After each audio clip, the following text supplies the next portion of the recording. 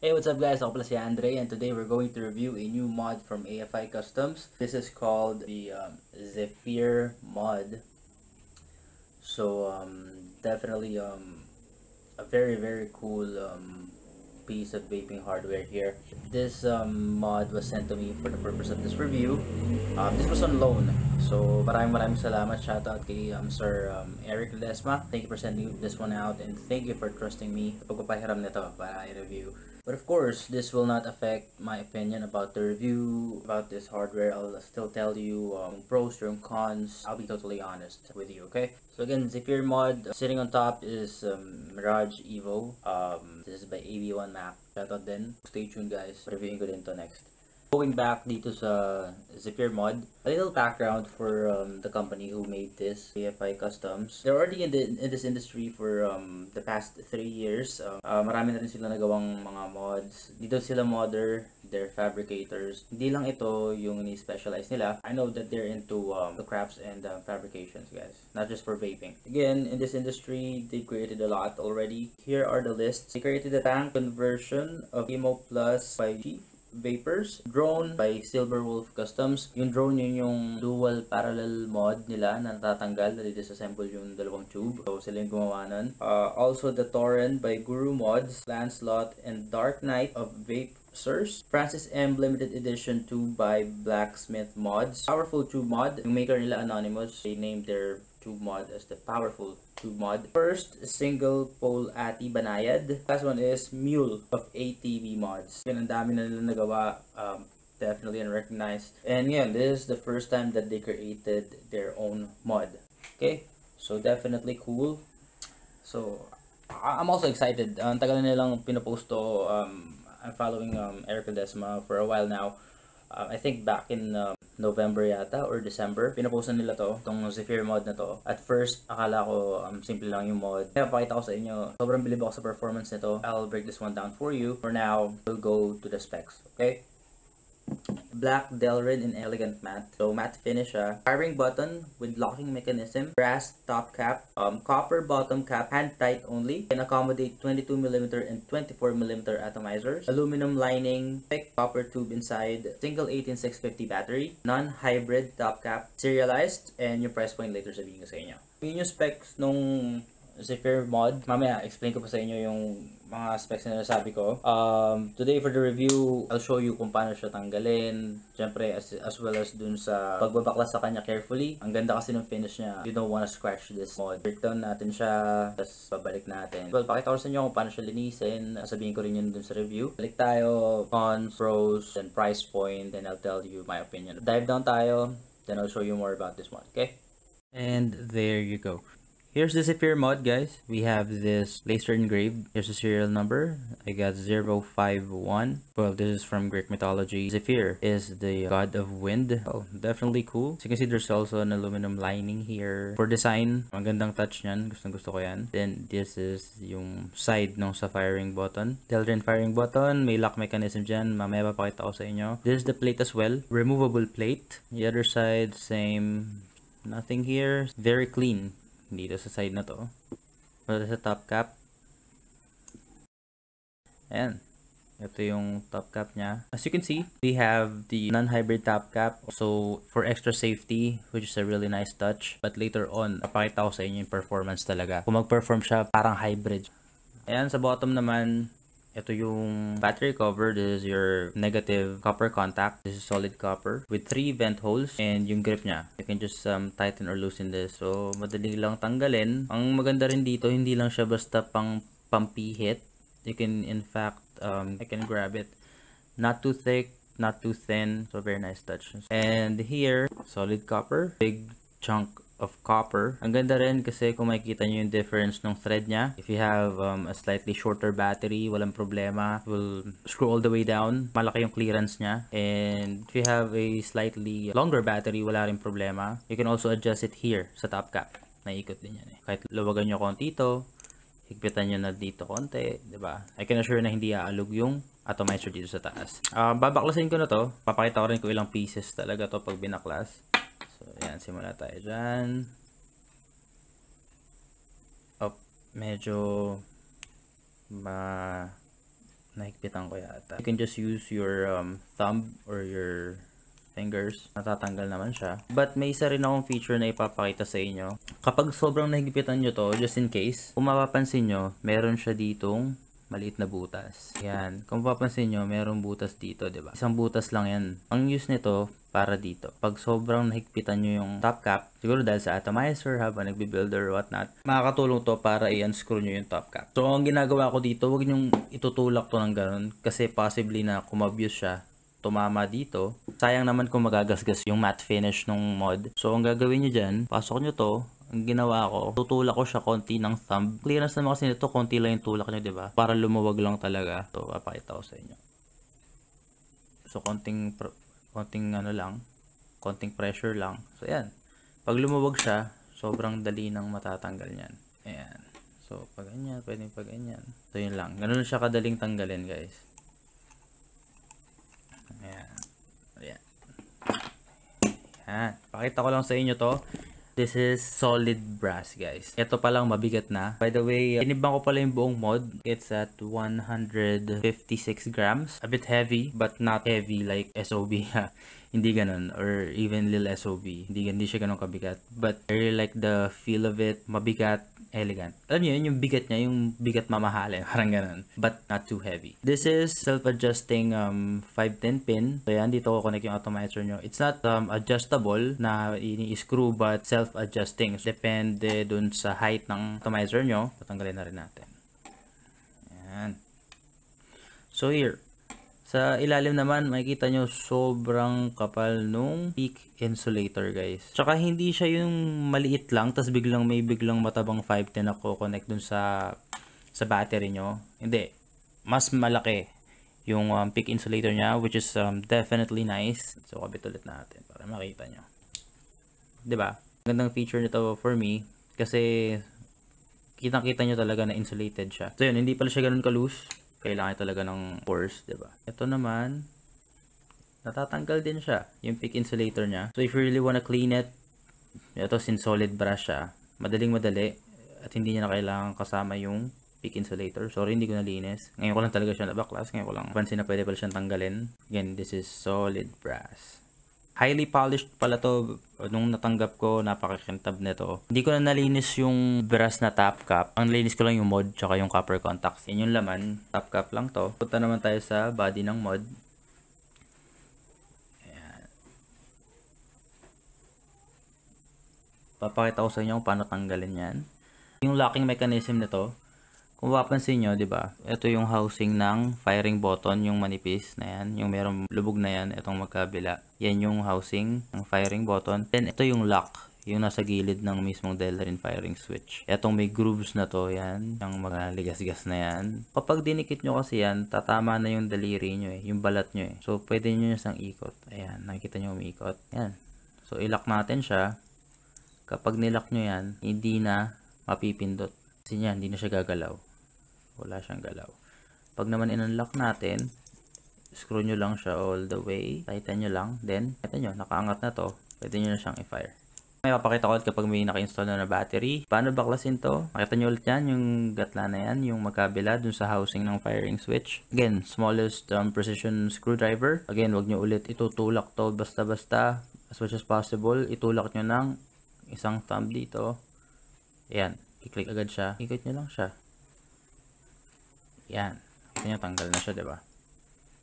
Ito yung firing button niya, yung buo. Makikita nyo sa loob, dalawang tube. Kapag pinindot nyo to, tatama yan dun sa dalawa at doon makukomplete yung circuit. Okay?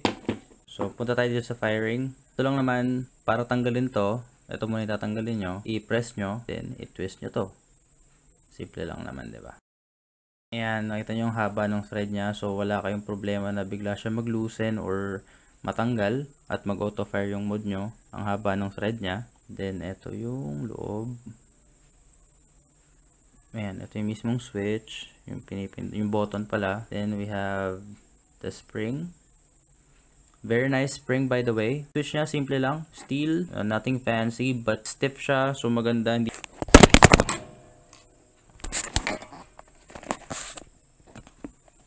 Hindi siya basta-basta lalambot and hindi naman siya lusaw or ano man. Hanggang ngayon matigas pa rin siya. Nag-build ako dito. Actually yung build ko hanggang kanina 0.07 ohms. Seryoso, chinane vape ko yun. Hindi naman uminit yung button or kahit yung yung housing. Etong housing hindi siya uminit. Pati yung bottom cap hindi rin uminit. So malamang yung body hindi kasi in case sa Delrin, diba? And okay rin yung spring niya. It does the job.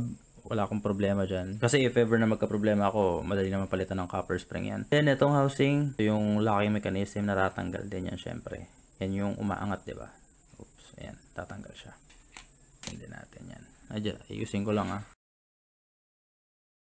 Ito yung mga pieces na binaklas ko. Ngayon naman, nababaklas din to. FYI pala, hindi natatanggal yung tube sa loob. This is press fitted. Kung napapansin nyo, magkaiba yung kulay niya, diba? Brass yan. Ito, copper. Copper yung buong tube niya. Tinanong ko kay Sir Eric to.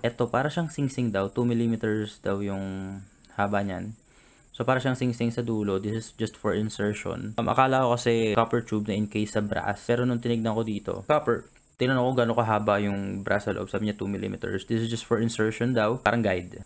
I'm not sure kung ano yung purpose nito, but sabi nila for insertion. Di ko naman na-gets. But yeah, that's just for additional information according sa modder. Press fitted. Yung mga nag-iisip dyan para linisin daw, I think mas okay nga to, less hassle. Pwede nyo linisin na lang yung thread. Then pwede daw dito cotton buds. Lubog nyo sa suka, tapos linisin nyo na lang ng ganyan. Pero nakuha ko ring tip at ginawa ko kanina pala. I'll just flash the picture. Nung habang nililinis ko to kanina, nilubog ko sa suka yung buong mod kasama to. Pero tinanggal ko tong plate at saka yung aluminum lining.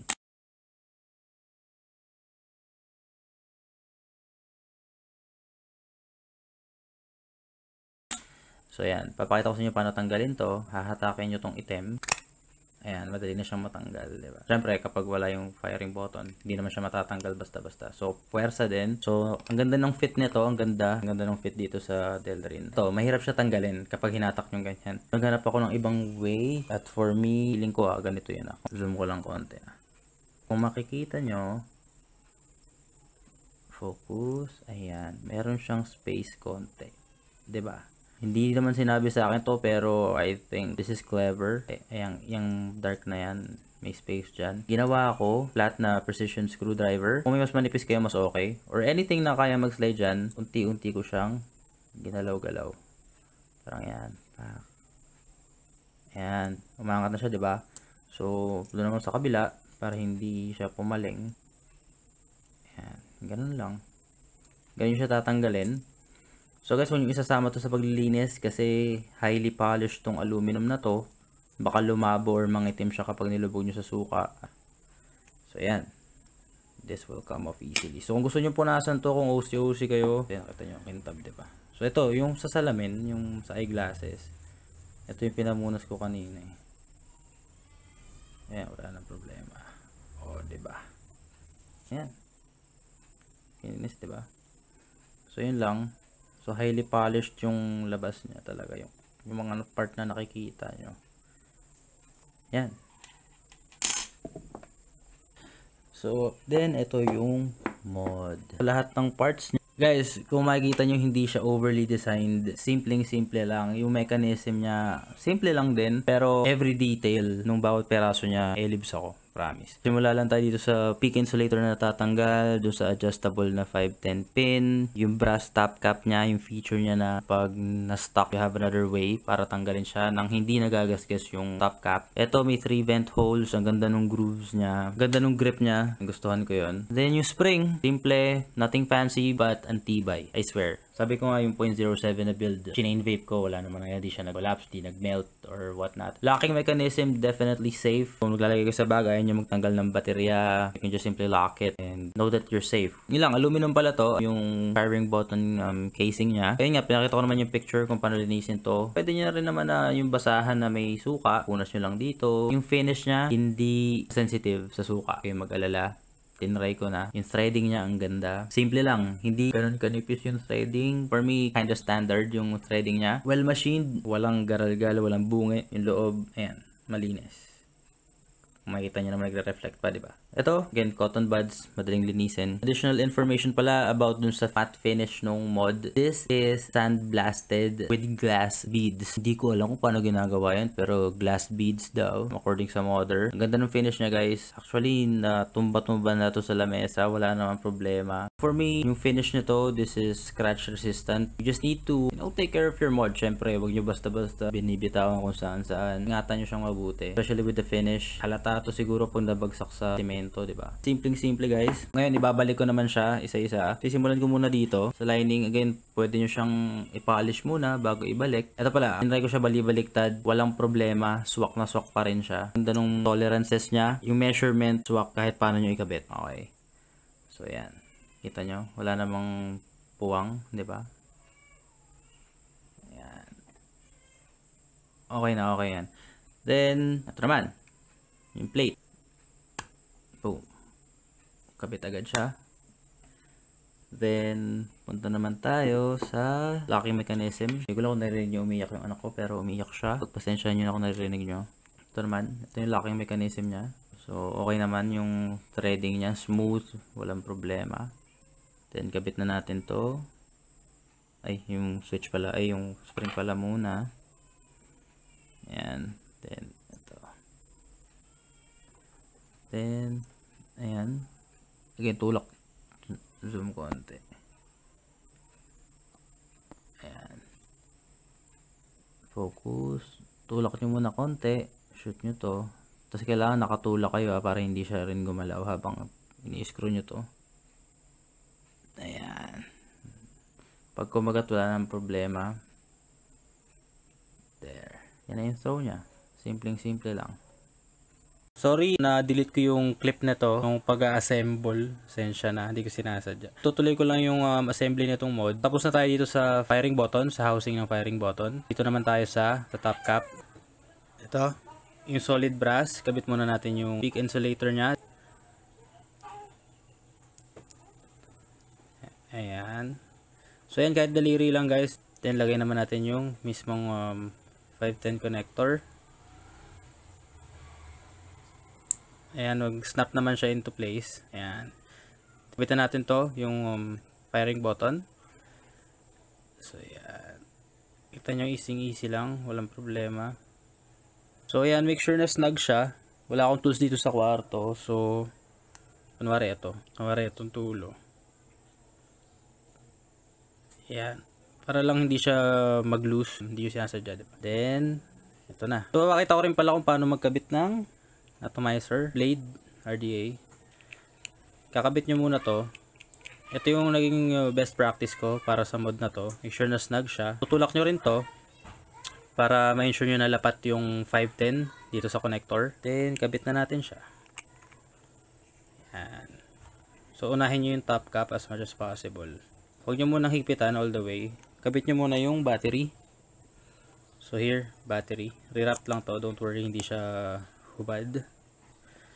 Then, lagay nyo na tong bottom cap. Ayan. Napakadali. Ang bilis kumagat. Huwag nyo muna siyang luwagan.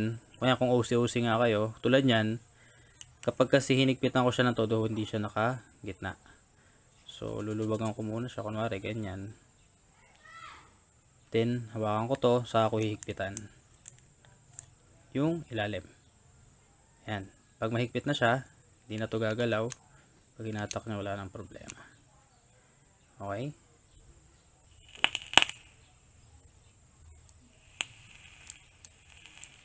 Yun lang, guys. Ganun lang yung pag-assemble dito sa mod na to.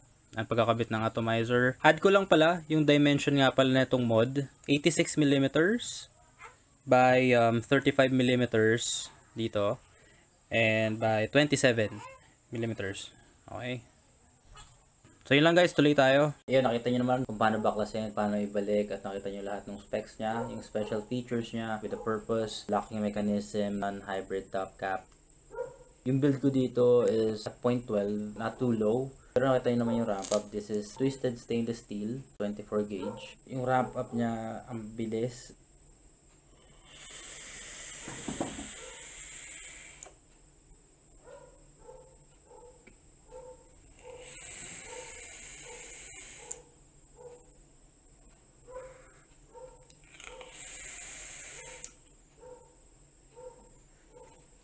pros and cons. So, sa pros muna tayo. For me, I really like the design. This is definitely nice. Ito yung mod na wag niyong i-judge. Ako, na-misled na rin ako. Akala ko, simple lang, ay ang gara. Ay, hindi siya ganun kaganda. For me, yung wow factor, hindi ganun kalakas. Kung hindi ko pa siya na-try, hindi ko siya magugustuhan. Parang ganun yun sa akin. This is a must try. This is a must buy, guys. Yung form factor niya. Guys, ganito daw siya dapat hawakan. So, thumb. Actually, ito. Yung part na to ng thumb nyo, yun yung pang pindot. Para, alam yan, mas firm yung pindot. Pero, pwede nyo rin siyang hawakan ng pagganito. Wala man siyang 3D grips, pero kung mapapansin nyo, saktong-sakto siya dun sa, yung fold ng daliri nyo, sakto siya. Ayan.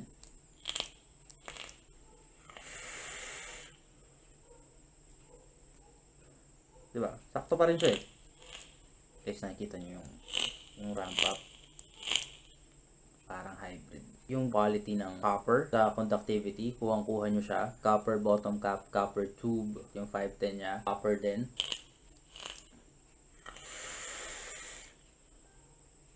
Pili tayo atomizer. This is a 24mm sized top cap. Meron akong H21B, saktong-sakto siya. Then yung sa 22, it can also accommodate 22. So yan, ito naman yung sa 22. So mas malaki siya ng konti, pero okay lang, 'di ba? Parang saktong base lang.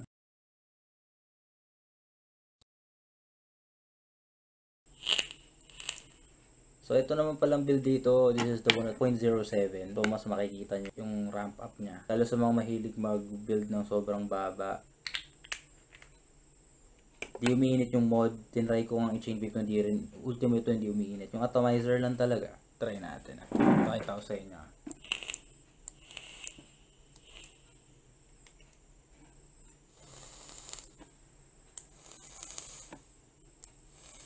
Same battery pala to na ginagamit ko kanina pa, BTC5. Actually, itong mod na to, dinidrain yung battery ko hanggang 3.32 guys. Promise, 3.32 na pala. Pansin ko na lang dahil yung huling-huling pindot ko, lang siya biglang humina. Pumapalo pa rin siya talaga. I swear.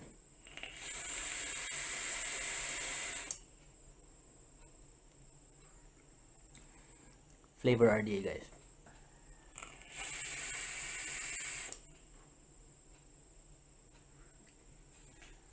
Ha.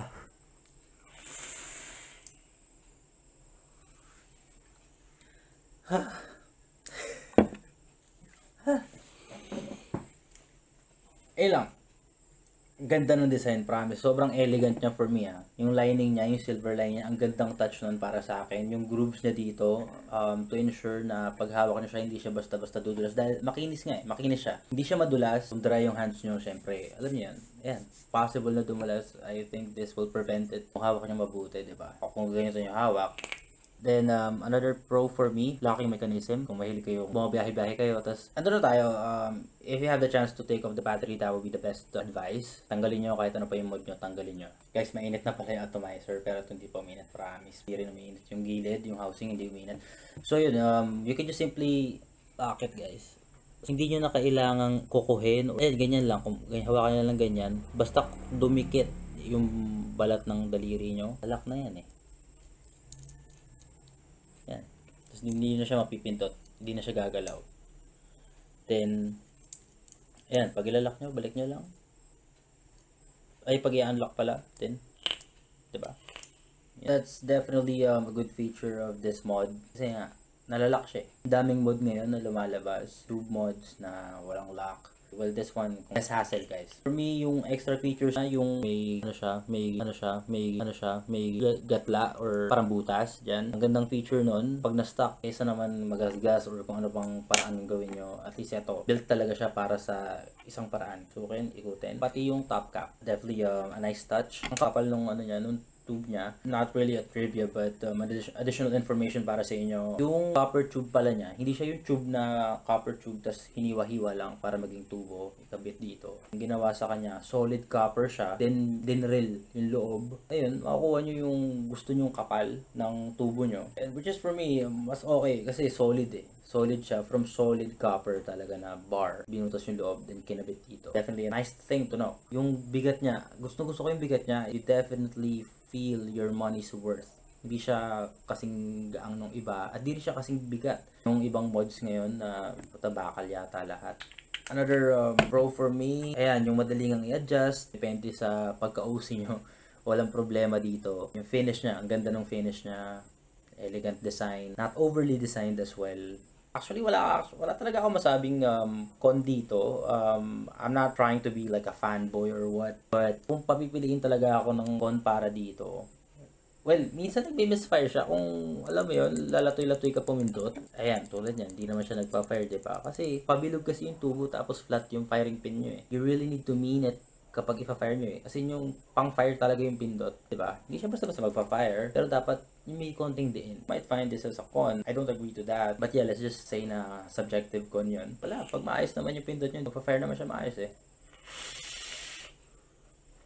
Hindi rin ako nag-agree na con yung hindi natatanggal yung tube. Ikaw, kung gusto mo ng mas matrabahong paglilinis sa mold, edi tayo na, di con na, di babahala ka. Edi gawin mong con para sa'yo. Pero sa akin, hindi. Ngayon, nagpakita ako ng picture sa inyo. Pwedeng ibabad, safe na safe yung finish niya sa pagbabad sa suka. Walang problema dun. Sa akin nga, less hassle pa yun kapag hindi ko na sinuka, gagawin ko na lang siguro metal suka sa basahan. Baka kunwari ito, tapos pupunasan ko yung thread niya, kabilaan. Dito, cotton buds lang or bulak siguro, di ba? Madali nang matanggal yun eh. For me, it's less hassle. I don't agree na con yun ah. But for some of you, yeah, if you really wanna take it off. For me kasi nakasanayan lang talaga ng iba yun eh. Dahil nakita nyo mga RBCC mods. Yun yung nakasanayan na paglilinis eh. Tinatanggal talaga yung buong tubo. Kahit yung tuko sa par na may print, di ba? Tinatanggal nila, lilinis nila, nilulog sa ketchup or kung saan man, di ba? Pero sa akin, for me siguro kung ang nakasanayan yung hindi tinatanggal, baka makita nyo yung con yung pagtatanggal dun sa ibang mods eh. Honestly para sa inyo, baka subjective yun.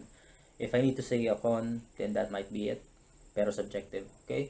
Yung kailangan madiin, not really madiin yung firm lang, tadyain mo na i-fire siya para mag-fire. Hindi siya yung tipong gusto mo yata, ba tayo mag-fire? Ayaw mag-fire. OMG. You need to mean it, diba? Grip it. Yun lang. But all in all, I really like this mod. And yes guys, price point by the way, this is only for 2,900 pesos. Hindi siya mahal. Definitely a very well-performing mod. Sa lahat ng mod na nahawakan ko, ito na yata yung pinaka-hard hitter. I swear guys. 10 out of 10 guys. 10 out of 10. Hands down ako dito sa mod na to. Pagkabalik ko nito, pag nagkapera ko, bibiling ko agad to. I promise. Ayun pala. I can add a con. Unang-una ko pa lang napansin din. Naghanap ako ng vent hole. Yun pala, sorry. May con akong isa. Vent hole niya 3. Naghanap ako sa taas eh. Or sa gilid. Wala eh. So, for keeping your battery cool. So, sana nagdagdag sila ng vent hole. Kahit sa taas. Pero naisip ko rin kasi, since maganda naman yung threading niya, hindi siya basta-basta matatanggal yung top cap. In case mag-vent or sumabog yung mod nyo, the only way out is bottom. So, hindi siya mag-splash sa mukha nyo. I can say it's also subjective, guys. Hindi ko rin ma-explain. Hindi pa ako nakakita ng mod na sumasabog. They could have added more vent holes to help the battery cool down faster, diba? Still subjective for me. But the rest, I love this mod. Kung pwede nga lang hindi ibalik to, di ko na babalik talaga to. Joke lang. Babalik ko syempre. Pero bibili talaga ako once I have funds. Yung funds kasi sa vaping, syempre hiwala yan eh. Priorities first. Ito, hobby to, syempre. Pero wag nyo namang kaadikan. Wala na ako masabing iba dito. Kung ako sa inyo, kung may kakilala kayo may ganito, itry nyo, gamitin nyo, salpak nyo, atomizer nyo, bahala kayo na makita nyo yung performance talaga. At kung curious kayo, bumili na talaga kayo. 2,900 guys, sobrang mura nito. Kaya nagulat din yung iba eh, nagulat din yung tropa. Chick, alam ko nagulat ka kanina. Sabi mo 2,900 lang, diba? Tubo lang sa iba yan, diba? Delrin encased tube.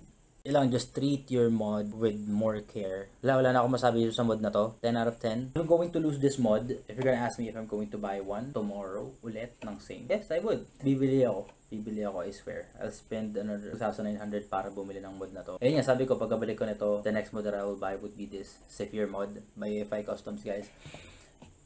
Real talk lang, ito yung mod, or ito yung vaping product na kulang sa hype. Wala silang marketing, si Rackle Desma lang talaga. Wala siyang team mo lang nag-advertise ng mod niya. Ako, believe ako. Nahilips ako dito sa mod na to. This is non-biased, I swear. But I'm a believer. Guys, 10 out of 10. Buy this. I swear you'll never regret buying one. Definitely hard hitting, guys. Mala hybrid na performance. Hindi tinipid yung materials. Ang kakapal nung mga nilagay dito. Manipis lang yata yung copper firing pin. Yun lang naman.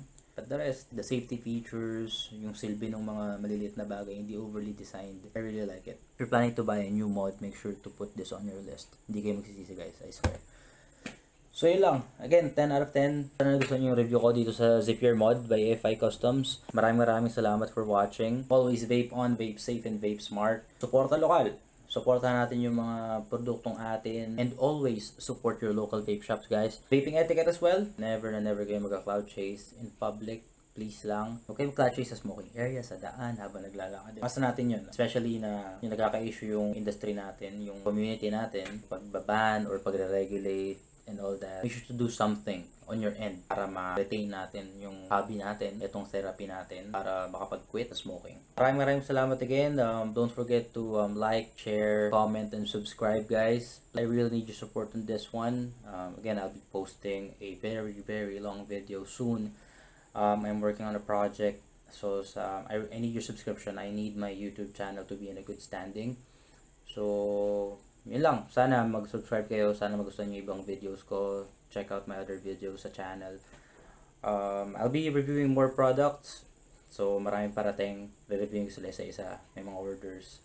And hopefully, yung mga magpapahiram din na ibang modders ng mod nila tulad ni Sir Rex Ledesma. So, yun lang.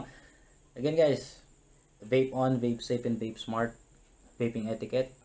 And always support your local vape shop. Okay? Till next video, guys.